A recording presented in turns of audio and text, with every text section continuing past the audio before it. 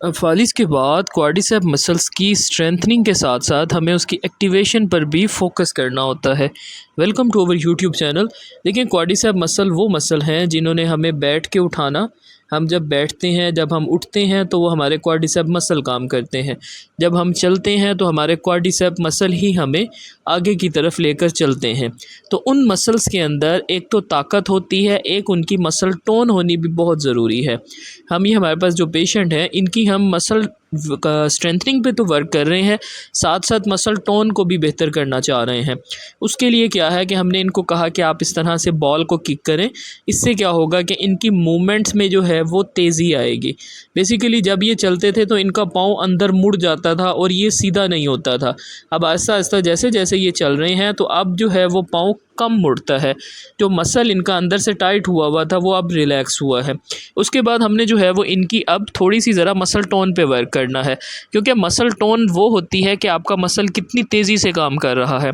अगर muscle tone कम होती है तो आपका मसल सुस्त हो जाता है, वो उस तरह से परफॉर्म और एक्सरसाइज नहीं कर पाता जिस तरह से उसे करना चाहिए। अब इसलिए हमने इनको कहा कि आप जो है वो इसको किक करें जल्दी जल्दी। पहले हमने कहा कि आप आहिस्ता आहिस्ता किक करें ताकि इनकी ये मूवमेंट स्टार्ट हो, क्योंकि स्ट्रोक के अंदर आपको कोई भी नई मूवमेंट करने में या कोई भी एक्सरसाइज करने में स्टार्ट में प्रॉब्लम होती है, लेकिन जैसे जैसे आप वो एक्सरसाइज थोड़ा सा टाइम करते हैं तो आपकी बॉडी उसे एडजस्ट भी कर लेती है और अडॉप्ट भी कर लेती है। अब हमने जो है वो इनको कहा कि आप जो है वो इसको इस तरह से किक करें।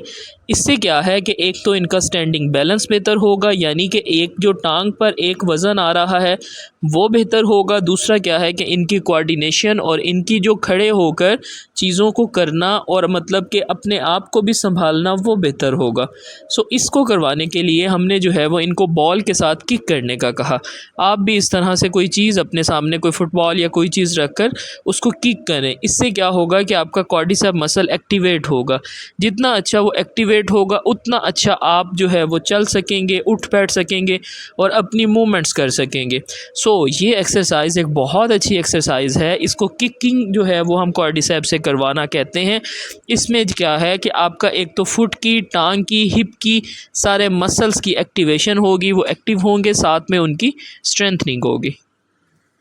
आप भी इस एक्सरसाइज को घर पर कर सकते हैं।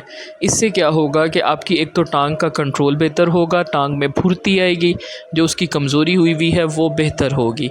सो ये एक बहुत ही ज़्यादा इफ़ेक्टिव और अच्छी एक्सरसाइज है आपकी टांग के अंदर फुर्ती लाने के लिए और टांग को बेहतर करने के लिए। सो आप भी इसको दिन में 3 से 4 दफ़ा, 10-10 दफ़ा, 20-20 दफ़ा इस तरह से किक करें ताकि आपके पाँव के मसल्स स्टेबल हों, आपकी जो पिंडली के मसल्स हैं वो एक्टिव हों, आपके थाई के मसल और आपके हिप के मसल बेहतर हों।